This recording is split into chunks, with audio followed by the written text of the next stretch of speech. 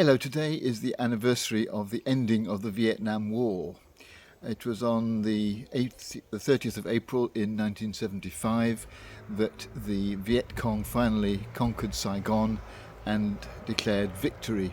It had been a 20-year war, the communists trying to take over Vietnam and Laos and Cambodia, but the particular struggle was fought in Vietnam, and the Americans came in on it in 1963 and must have thought that with the superior power, they were by far the most military competent nation at that time, that they would soon end the war against the Viet Cong, just a guerrilla organisation, so they thought, and the North Vietnamese, who were those supported by the Russians and the Chinese, must have seemed small fry to them.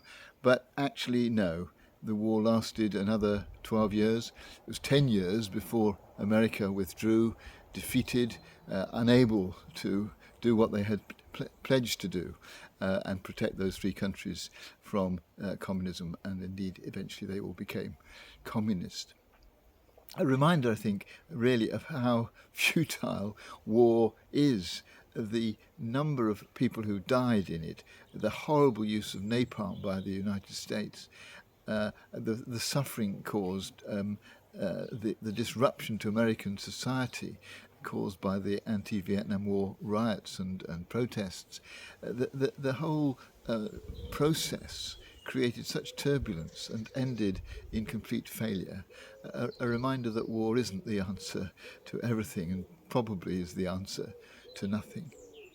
But the other aspect of this particular war was that it was the first war that was brought into our living rooms.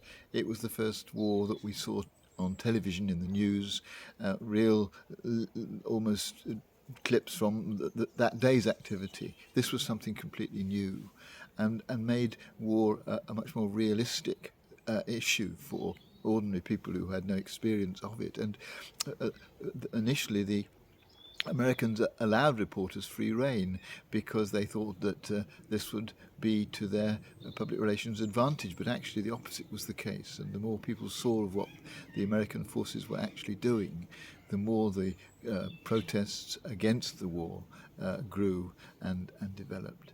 And now, of course, we do have television reporting of wars practically every day. The countries at war try to limit it. The thing about the Vietnam War was that I don't think the Americans realised the effect it would have, but subsequently nations at war have embedded, I think is an interesting word, have embedded reporters along with their troops. In other words, allowed them to come along provided they obey certain restrictions and rules. And of course the restrictions have come to a climax recently with Israel's refusal to let any foreign reporters at all into Gaza. But we do still see pictures of the horrors of war coming into our living rooms daily. And the danger, of course, of that is that we become immune to the reality of it, to the enormous suffering that war causes. And so today I'm just going to remember how totally destructive war can be, and often how it serves no purpose at all.